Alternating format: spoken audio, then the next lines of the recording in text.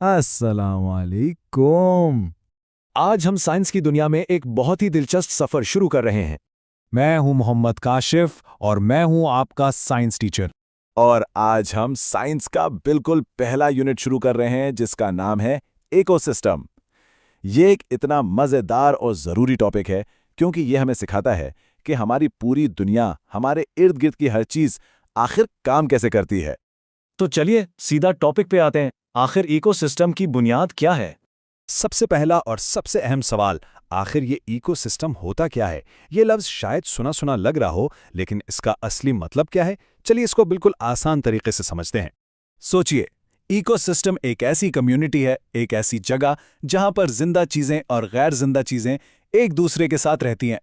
सिर्फ रहती नहीं, बल्कि एक दूसरे के साथ इंटरैक्ट करती हैं। बस यही है इकोसिस्टम, एक टीम जहां लिविंग और नॉन लिविंग चीजें एक साथ काम करती हैं। अच्छा, इसको और आसान बनाते हैं। हर इकोसिस्टम के ना दो मेन हिस्से होते हैं। एक तरफ है जिंदा चीजें और दूसरी तरफ है गैर जिंदा चीजें। सिंपल। अब साइंस में इनके लिए खास नाम भी हैं। जिंदा चीजों को हम कहते हैं बायोटिक। याद रखना कितना आसान है। बायो का मतलब ही लाइफ या जिंदगी होता है। और गैर जिंदा चीजों को हम कहते हैं एबायोटिक, यानी एबायोटिक, बायो का उलट। तो बायोटिक मतलब जिंदा, एबायोटिक मतलब गैर जिंदा। तो बायोटिक चीजों में क्या क्या आता है? सोचिए।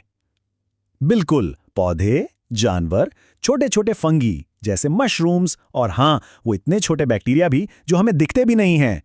ये सब बायोटिक टीम के प्लेयर्स हैं।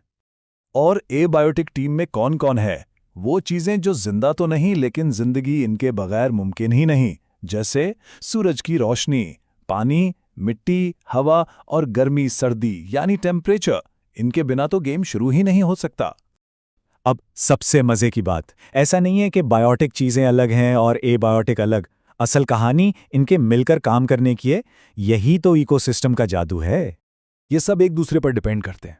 ये पॉइंट सबसे जरूरी है। सोचिए, क्या कोई पौधा सूरज, पानी और मिट्टी के बिना उग सकता है? बिल्कुल नहीं। क्या कोई जानवर हवा और पानी के बिना जिंदा रह सकता है? इम्पॉसिबल। तो देखा, सब एक दूसरे से जुड़े हुए हैं। चलिए इसको एक छोटी सी कहानी से समझते हैं। इसे कहते हैं एनर्जी का फ्लो। कहानी शुरू होती है सूरज से, हमारी एबायोटिक पावर सोर्स। सूरज अपनी एनर्जी देता है एक पौधे को। फिर आता है एक खरगोश और वो पौधा खा लेता है। एनर्जी पौधे से खरगोश में चली गई। फिर आती है एक लोमड़ी और वो खरगोश को खा लेती है। अब एनर्जी खरगोश से लोमड़ी में चली गई। देखा, एनर्जी कैसे एक एबायोटिक सोर्स से बायोटिक चीजों की चेन में सफर कर रही है। अमेजिंग।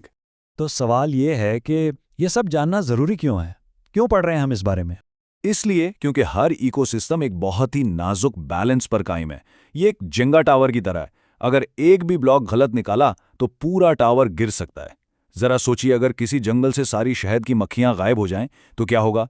फूलों से फल नहीं बनेंगे, नए पौधे नहीं उगेंगे, और फिर उन पौधों को खाने वाले जानवरों का क्या होगा? देखा, एक छोटी सी तब्दीली पूरे सिस्टम को हिलाकर रख सकती है। तो जाते जाते एक सवाल छोड़े जाता हूं जिस पर जरूर सोचिएगा। जिस शहर में हम रहते हैं, क्या वो भी एक इकोसिस्टम हो सकता है? जरा सोचिए, यहां बायोटिक यानी जिंदा चीजें क्या हैं और अबायोटिक यानी गैर जिंदा चीजें क्या हैं, और वो आपस में कैसे इंटरैक्ट करती हैं? इसके बारे में सोचिएगा। अगले सबक तक के लिए खुदा हाफिज।